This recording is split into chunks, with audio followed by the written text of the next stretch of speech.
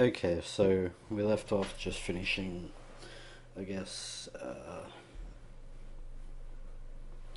most of the apartment, searching stuff.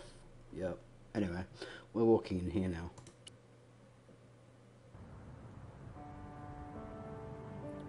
Now I'm hoping, because I changed audio levels around a little bit, I'm hoping my voice doesn't get drowned out by the noise now. The painting showed the Cajons together, in love. As the poet said, the past is a different country.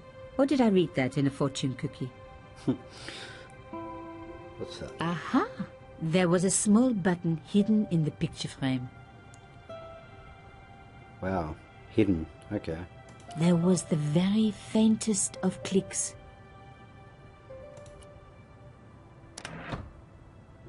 Behind the picture was a safe.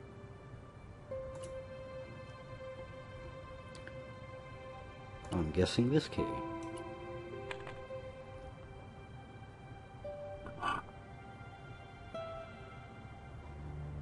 What is that? There was a strange stone cylinder in the safe. Pick it up. In the safe was some kind of artifact. There were strange symbols on its surface. It looked like the printer's blocks I'd made at art school. If there was one thing I'd learned about symbols, they are always important. But these symbols scratched into stone were impossible to read. I needed to find a way of printing them. At least the stone was round. But what could I use for ink? And what could I print on? Sure, I was stealing, but I knew Imelda didn't know about the artifact, and Carchon was past caring. That was pretty hilarious at the start.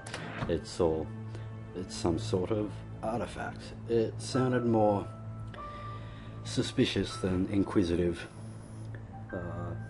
But anyway, I was throwing that out there. What else have we got? A couch? What can you do?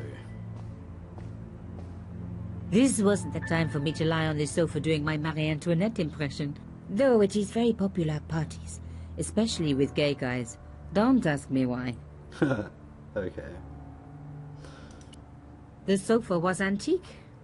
For one horrible moment, I had an image of a naked Carchon wriggling around on it with a young journalist. Oh. Oh, God.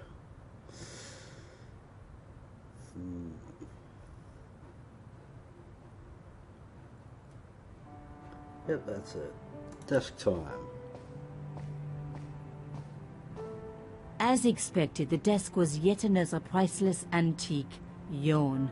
The blotter and in tray had clearly been placed with mathematical precision. I didn't want to take the tray, but I knew that I could use it. The in tray, like everything else in this place, was beautiful. One day I was going to have an in tray like that, even if I had to sell my apartment to pay for it. Well, why don't you just take it? You take everything else. Like, are you gonna take that? My heart skipped a beat. It was a carved elephant. But not just any carved elephant. It had been made by my father. I knew for certain because in my apartment I had its exact twin, carved into a box he had made. So Carchon had known my father. They really must have been friends. I decided to take the carved elephant. It clearly meant nothing to Imelda.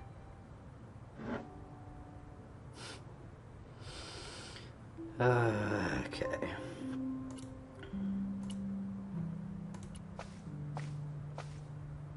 I didn't need a sheet of blotting paper. Not while it was blank.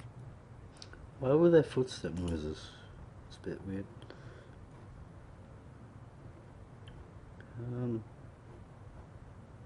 So we're gonna try to see what the carvings are. I'm guessing the paint will be useful. The paint would have just soaked into the blotting paper, but the idea was good. Thank you.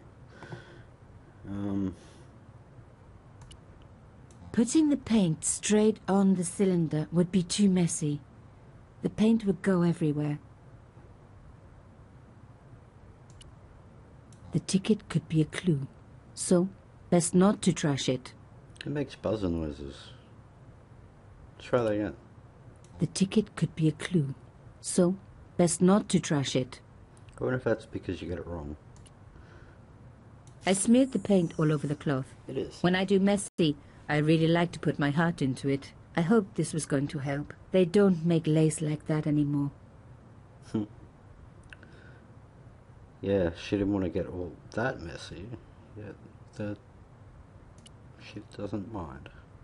I wiped the paint-covered cloth over the surface of the stone cylinder. It took me right back to art class at school. And Maurice, my gorgeous art teacher. Such a shame they had to fire him. Ah well, concentrate, Nico, concentrate. Oh, she's quite hilarious sometimes. I'm guessing put that on there now. Genius! The roller and the paint worked just as I planned. But what did it say? A secret message had been printed on the blotting paper. It was some kind of coded message. It read, "Sub judice." I may not have learned a lot as a journalist, but that was a term I knew well. It means a legal case that is before the courts. Below it was a sequence of letters that made no sense. I suddenly realized there was a connection between the boat ticket and the coded message. The boat ticket was stamped Bateau de la Conciergerie. The conciergerie on the Ile de la Cité, by the river, housed the ancient law courts. So, sub judice could in this case mean literally under the law courts, below the conciergerie. I was pretty sure I'd found all I could here. And besides, all this opulence was making me pine for my regular life of poverty. This was a huge story. It was also one heck of a puzzle with a lot of pieces missing. But I was going to crack it. And if I could just remember the name of that fancy prize you get for being an ace journalist, I was definitely going to win it this time. And that's why it's an adventure game. All these puzzles to solve, I don't know. So, it seems like we're finished here.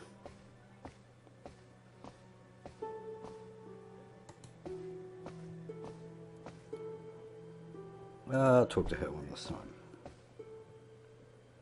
Why didn't you work? Did you find anything useful? This carving, do you know anything about it? It was Pierre's. What does the statue have to do with... Please, I need to know. He was given it by a friend, something to do with Africa. He never explained any more. No, but I think it was important to him, always on display. Why? It was carved by my father. Oh, I see. I didn't know. Imelda, I will do everything I can to find the killer. Thank you, my dear. And if the police ask... Don't worry. You were never here. Sub judice was the key. I was going to have to find a way under the conciergerie. I decided to head straight for the quayside on the Ile de la Cité. If there was a way of getting under the conciergerie, it would have to be from there.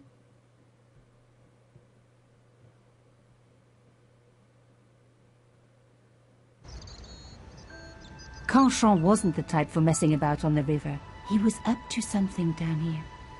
Something that got him killed. Okay, so I just realised with the portraits that their mouths don't actually move, but they blink. It's kind of weird.